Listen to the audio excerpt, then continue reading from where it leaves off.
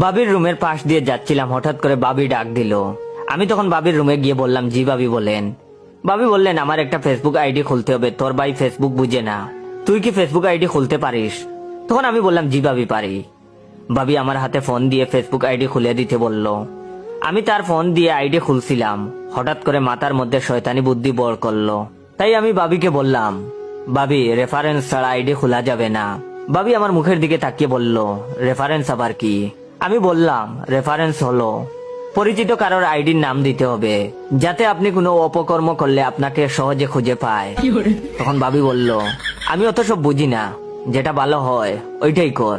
তখন আমি বললাম, ঠিক আছে, আমার রেফারেন্স দিয়ে দিলাম, পরে কোনো অঘটন ঘটাইয়েন না, তাহলে আমি বিপদে পড়বো। বাবিকে বোকা বানিয়ে আমার নাম দিয়ে আইডি খুলে দিলাম। মনে মনে পৈশাচিক হাসি দিলাম, নিজের নামটা প্রচার হোক। মনে মনে সেলিব্রিটি ভাব লাগছিল। আমি ছাড়া বাড়িতে মোবাইল সম্পর্কে তেমন বুঝতো না কেউ। একদিন বাবা বলল ফেসবুক আইডি খুলে দিতে। বাবাকেও বাবির মতো বুঝ দিয়ে বোকা বানিয়ে আইডি খুলে দিলাম। তখন ফেসবুকে আমার ফানি ভিডিও দেখে আর খিলখিল করে হাসে। বাবার হাসিতে মা প্রচন্ড বিরক্ত।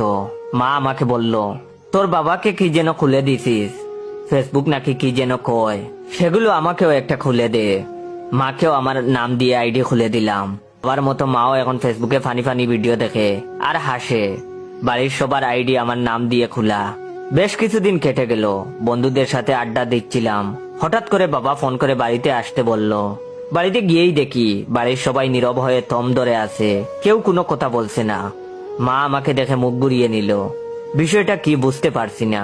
তখন বাবা আমাকে দেখে বলল, সি তুই এমন কাজ করবি ভাবতেই পারি নাই, মান সম্মান সব শেষ করে দিলি, লোকের সামনে মুখ দেখাবো কি করে, সি।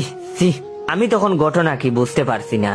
সবাই কি তাহলে জেনে গেছে যে তাদের বোকা বানিয়ে আমার নাম প্রচার করার জন্য আমার নাম দিয়ে তাদের আইডি খুলে দিছি? আমি তখন মিনমিন করে বললাম, বাবা ফেসবুক আইডিতে কি কোনো সমস্যা হয়েছে? তখন বাবা আমাকে ধমক দিয়ে বলল, আইডিতে সমস্যা হবে কেন? তখন আমি বললাম, তাইলে কি হয়েছে, সবাই আমার সাথে এমন করছো কেন? তখন বাবা বললেন, তুই জানোস না তুই কি করছস? সি। তখন আমি কিছুই বুঝতেছি না, ঘটনা কি? ওয়েট ভিডিওটা শেষ করার আগে অবশ্যই শেয়ার করবেন। ধন্যবাদ। সাজনি কি তাহলে বাবাকে সব বলে দিছে? গতকাল সাজনির সাথে ব্রেকআপ হয়েছে, কিন্তু সাজনি তো বাবাকে চিনে না, বলবে কি করে?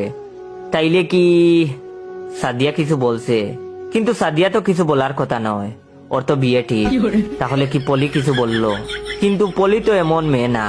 সুমাইয়াকে সন্দেহ হয়, কিন্তু সুমাইয়ার সাথে তো সেই কবে ব্রেকআপ হয়েছে। মাথাটা গরম হয়ে গেল ভাবতে ভাবতে। এমন সময় ঠাস করে ডান